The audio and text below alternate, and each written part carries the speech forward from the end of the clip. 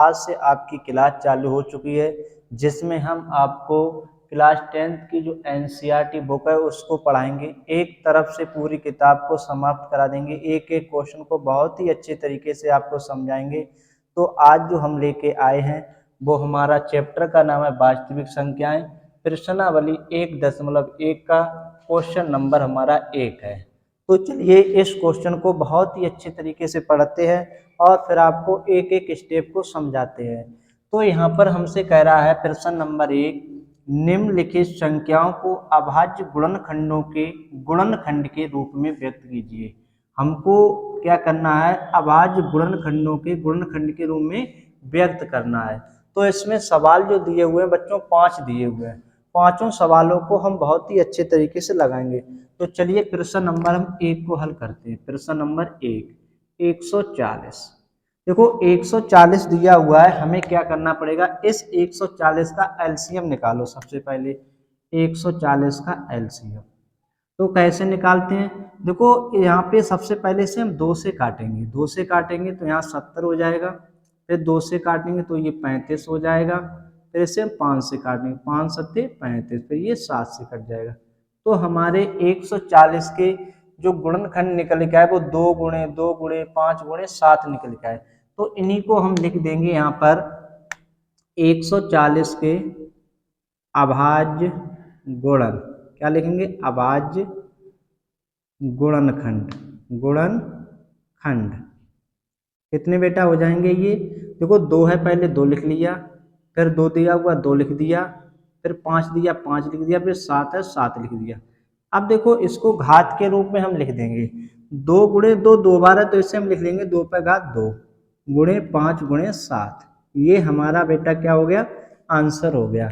हमने question number 1 को लगा दिया। अब इसी तरीके से दूसरे को लगाएंगे। तो दूसरा क्वेश्चन हमारा दिया हुआ है 156, तो यहाँ लिखेंगे दूसरा नंबर 156।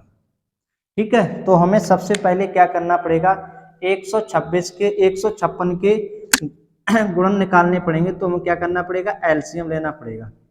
देखो बेटा सबसे पहले यहाँ पर एक चीज समझ लीजिए, कुछ बच्चे कंफ्यूज ऐसे हो जाते हैं कि इस संख्या को सबसे पहले किससे काटें। तो देखो जिस संख्या के लास्ट में, जैसे ये संख्या है, इसमें अगर 0 2 4 6 8 जब तक दिखाई देती रहे तब तक उस संख्या को 2 से ही काटो। देखो लास्ट में 6 है, इसमें देखो 6 है, तो ये संख्या पूरी 2 से कट जाएगी, 2 से काटो। 2 सत्ते 14, यहाँ 1 बचा 16 हो गया, 2 अट्ठे 16 है, फिर से 2 से काटो, फिर यहाँ पे कट जाएगा क्योंकि 8 है, देखो फिर ये 2 से कट जाएगा, 2 3 6, 1 बचा 18 हो गया, 2 ने 18। अब ये संख्या 2 से नहीं कटेगी। अब इसे 3 से काटेंगे। देखो 3 का नियम क्या होता है, 3 का नियम ये होता है अगर इन संख्याओं को जोड़े, अगर इनका जोड़ जो है वो 3 के भाग में चला जाता है तो ये संख्या 3 से कट जाएगी। तो 3 और 9 को जोड़ो, 3 + 9, इनको जोड़ो कितना हो गया, 9 3 12। अब 12 में 3 का भाग क्या चला जाएगा, चला जाएगा, तो ये भी संख्या 3 से कट जाएगी, इसे भी काट लो। 3 एकम 3, 3 तिरका 9। अब ये 13 से कटेगा, तो यहाँ पे 13 एकम 13 है। तो 156 के हमारे कितने निकल के आ गए, 2 गुणे 2 गुणे 3 गुणे 13। तो यहाँ पर हम लिख लेंगे 156 के अभाज्य गुणनखंड, गुणनखंड तो कितने हैं बेटा, देखिए यहाँ पे आए 2 गुणे 2 गुणे 3 गुणे 13। तो यहाँ पे देखिए 2 2 बार है, तो इसलिए 2 पर घात से 2 लिख लिया, और 3 गुणे 13। ये हमारा क्वेश्चन नंबर कौन सा लग गया, दूसरा लग गया। इसी तरीके से हम लगाएंगे, अब कौन सा लगाएंगे, तीसरा लगाएंगे। तीसरा हमारा जो दिया हुआ है वो 3825 वाला है, इसको लगाएंगे। तो चलिए इसको हल करते हैं। 3 नंबर हमारा दिया हुआ है, ये कितना दिया है, 3825।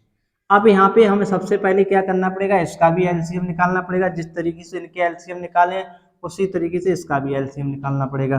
तो चलिए इसका भी एलसीएम निकालते हैं, 3825 का। तो यहाँ पर अब हमें ये दिमाग लगाना है कि ये संख्या 3 से कटेगी या 5 से कटेगी। तो इसे हम सबसे पहले चेक करेंगे। देखो 5 से कौन संख्या कट जाती है, जिस संख्या के लास्ट में इकाई का अंक जो होता है 0 हो या 5 हो, वो संख्या 5 से हमेशा कट जाती है। अब हो सकता है ये संख्या 3 से भी कट जाए, तो हम क्या करना पड़ेगा, 3 का जो अभी नियम बताया था उसी के द्वारा लगाएंगे। देखो जोड़ो 5 और 2 7, 7 और 8 15, 15 3 18। क्या 18 में 3 का भाग चला जाएगा? चला जाएगा। तो इस संख्या में भी 3 का भाग चला जाएगा, 3 से काट लो। तो यहाँ पे 3 एकम 3, 3 दूनी 6, यहाँ पे 2 बचे 22 हो गए, 3 सत्ते 21, फिर यहाँ पे 1 बच गया 15 हो गए, 3 पंजे 15। फिर देखो ये 3 से कटेगी या नहीं कटेगी, जोड़ लो। 5 7 12, 12 और 2 14, 1 15, 15 में 3 का भाग चला जाएगा, फिर भी ये संख्या 3 से कटेगी। काट लो, 3 चौक 12, 3 दूनी 6, 1 बचा 15 हो गया। अब देखो ये संख्या 3 से कटेगी, 5 और 2 7, 7 और 4 11, 11 में 3 का भाग नहीं जाएगा, तो ये संख्या 3 से नहीं कटेगी। तो ये किससे कटेगी? अब 5 से ही कटेगी। तो इसे 5 से काटते हैं। तो 5 अट्ठे 40, यहाँ 2 बचे 25 हो गया, 55 25। अब इसे 5 से फिर काटते हैं। तो यहाँ पे 5 एकम 5, यहाँ 3 बचे 35 हो गए, 5 सत्ते 35। अब ये 17 से कट जाएगा, तो यहाँ पे कितना आ जाएगा? 1 आ जाएगा। ठीक है, तो हमारे 3825 के जो अभाज्य गुणनखंड निकले वो ये आ गए। चलिए इनको अब लिखते हैं। तो यहाँ पर 3825 के अभाज्य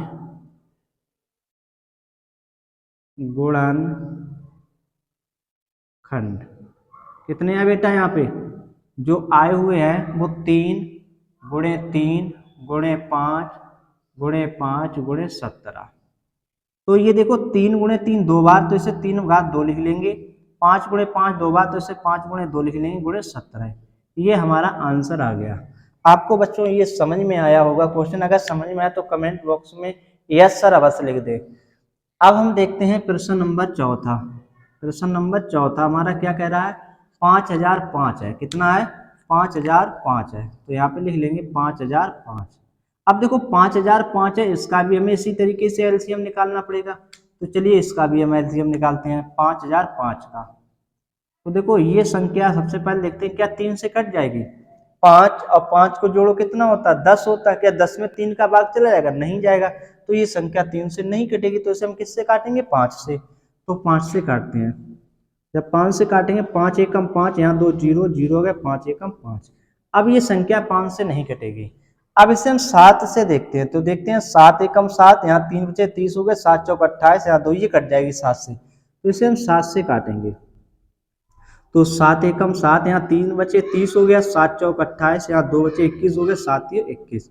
अब ये हमारी संख्या 7 से कट गई। अब ये संख्या 7 से बची 1 43, ये भी नहीं कटेगी, ना 8 से कटेगी ना 9 से। अब किससे कटेगी ये बच्चों? 11 से कटेगी। तो 11 से इसे काटते हैं।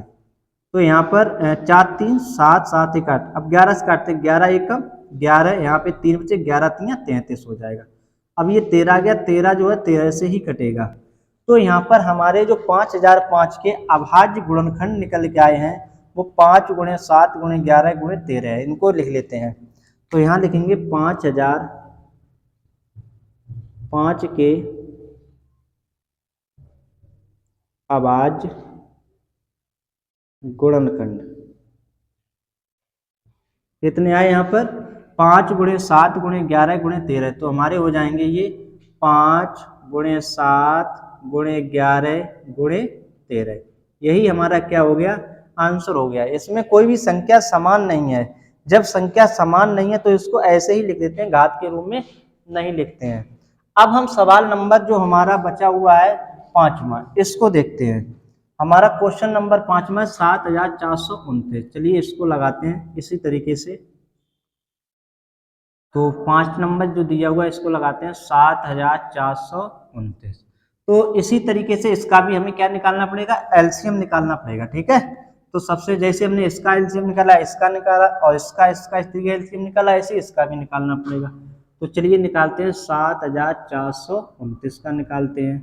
ठीक है, तो इसको ब्लैक से लिख देते हैं 7429। तो यहाँ 7429 है बेटा। ये संख्या ना तो 2 से कटेगी, ना 3 से कटेगी, ना 4 से। ये संख्या जो है सीधे कटेगी जाके 17 से कटेगी। किससे कटेगी? ये 17 से कटेगी। तो चलिए इसको 17 से हम काटते हैं। तो यहाँ 17 से ये काटेंगे तो ये 17 चौको कितने होते हैं? 68 होते हैं। ठीक है, तो यहाँ पे कितना हो गया? 4 उधर 68 दो और 6 बच जाएंगे। 74 से जब 68 घटा देंगे तो 6 बचेगा, ये 62 हो जाएगा। 17 तियां 51 होते हैं, 51 होते हैं हमारे, 51 है इसके 62, तो यहाँ पे कितने बच जाएंगे 11, 11 इधर पहुंच जाएंगे तो इधर हो जाएगा 119, 17 सत्ते होते हैं 119, तो यहाँ पे 7 आ जाएगा। अब ये 437 आया, अब 437 ये किससे कटेगा, ये बेटा कटेगा 19 से, किससे कटेगा 19 से, तो इसको हम 19 से काटते हैं, तो 19 से काटेंगे तो 19 दूनी 38 हो जाएगा और ये 23 आ जाएगा। ठीक है, कितना आ जाएगा 23। अब इसको 23 से काट लेते हैं क्योंकि 23 से 23 ही कट जाएगा। तो हमारा जो आया है 7429 के जो अभाज्य गुणन है वो 17, 19 और 23 आए। तो यहाँ पे क्या लेंगे 7429 के अभाज्य गुणन खंड कितने हैं बेटा, हमारे आए हैं ये आए 17 × 19 × 23, यही हमारा आंसर हो गया।